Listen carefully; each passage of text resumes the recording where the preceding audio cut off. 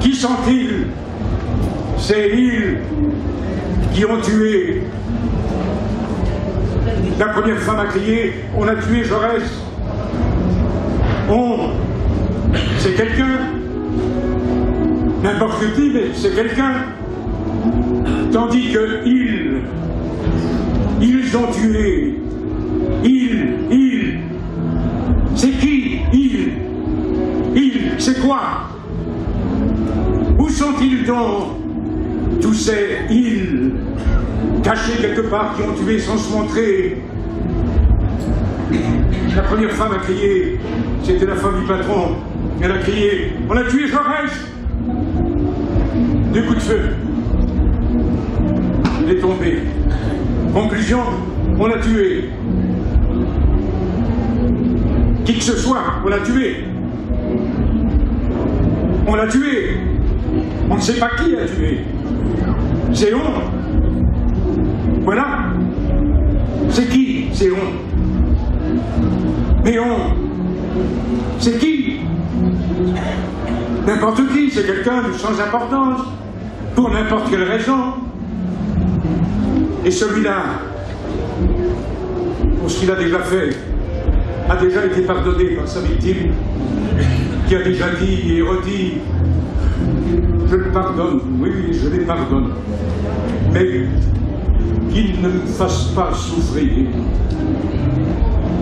Oh, il n'a pas souffert.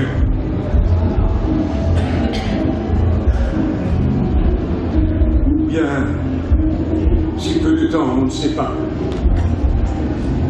Il est mort presque tout de suite. Une faible respiration a ouvert une fois les yeux. Est-il conscient, ne l'est-il pas, on le sait. Mais alors qu'il vit encore, qu'il respire encore, et que son cœur, si faiblement encore qu'il batte, voilà déjà le cœur antique qui se forme. Et voilà que la voix multiple, et voilà que la voix, que toutes les voix, que la même voix que le cœur du passé, du futur,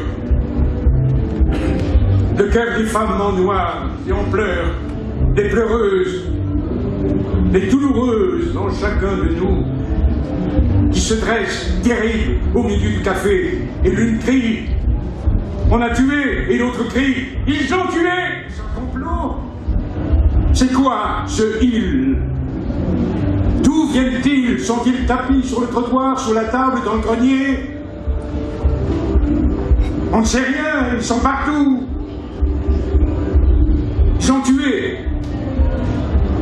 Il y a eu ces coups de feu. Elle a vu tomber le tribun, elle a crié, on a tué la femme du patron.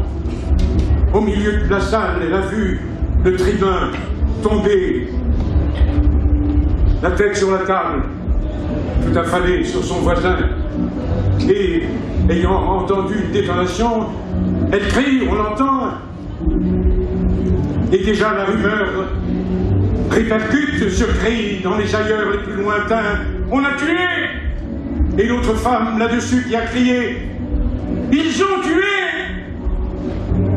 Comme pour de son cri corriger le premier. Elle a compris que derrière le on, il y avait les ils. Et voici que dedans, dehors, des cris se mêlent. Et voici que 2 peuples répètent ces 2 airs. Les uns disent, on a tué, les autres disent, ils ont tué. Et les 2 peuples ont raison. Pour les premiers, c'est un simple constat de brigandage et de terrorisme. Pour les autres, c'est une accusation lancée dans la mêlée contre ceux qui ont armé ce bras et poussé cet homme au meurtre. Allez-y voir qui a tué vraiment. À ce moment, à cet endroit, à ce carrefour de l'histoire, voilà comment toute une époque se crie et s'explicite dans ses contradictions à travers 2 prénoms.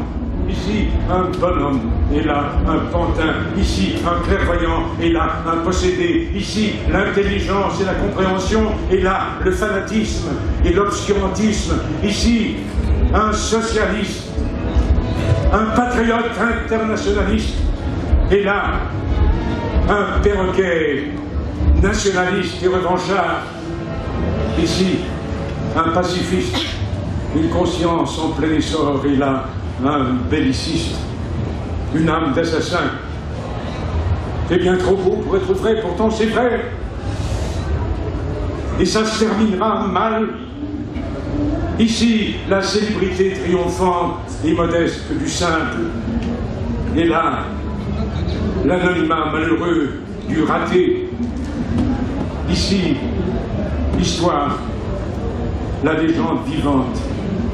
Et là, la vengeance aux yeux glauques. Ici, la vie en pleine lumière, en plein jour, chaleureuse.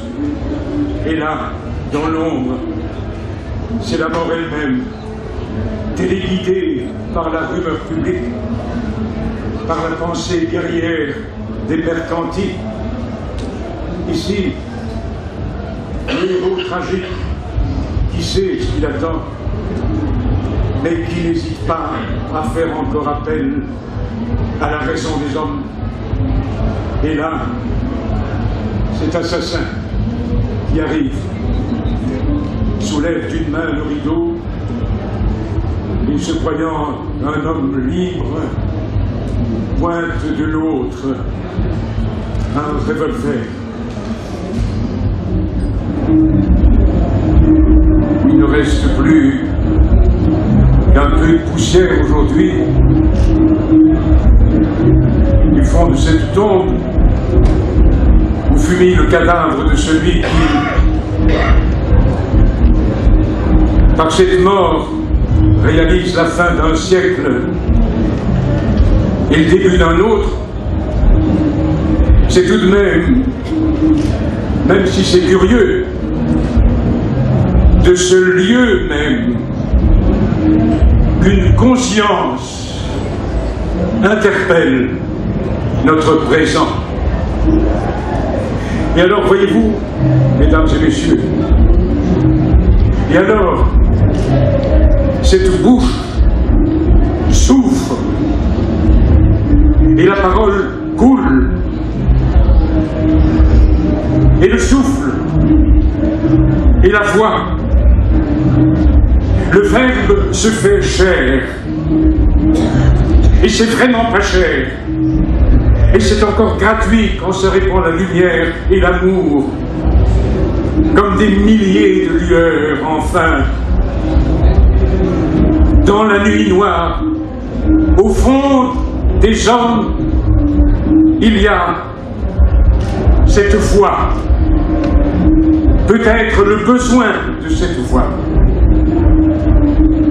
comme un trou dans la conscience et dans le cœur.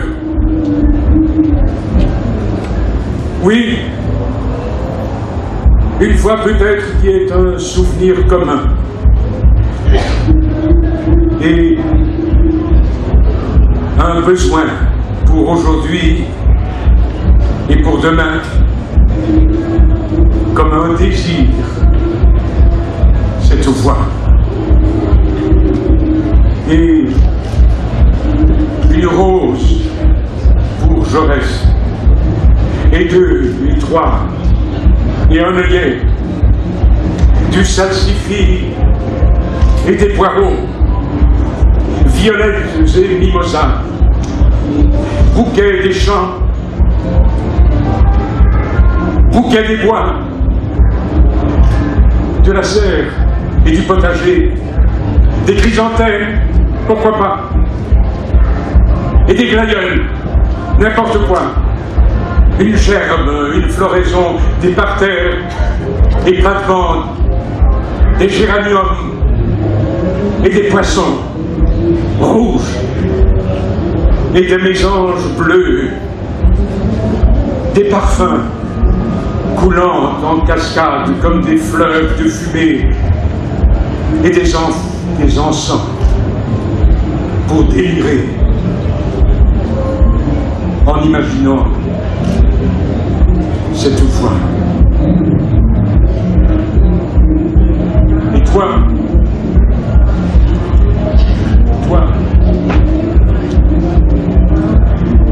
là, imaginant, sache qu'il y a deux hommes en toi.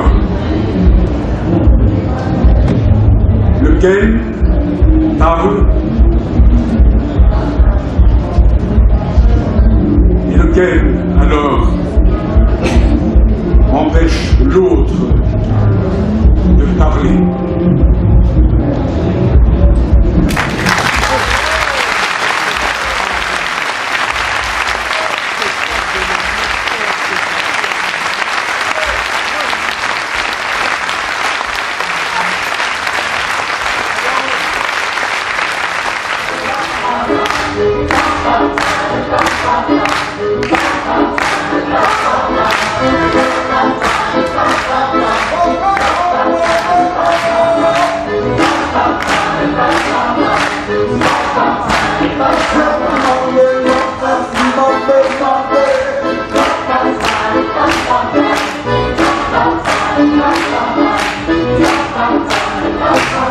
De Bondy à Bamako, de Niamey à Saint-Malo, de la mer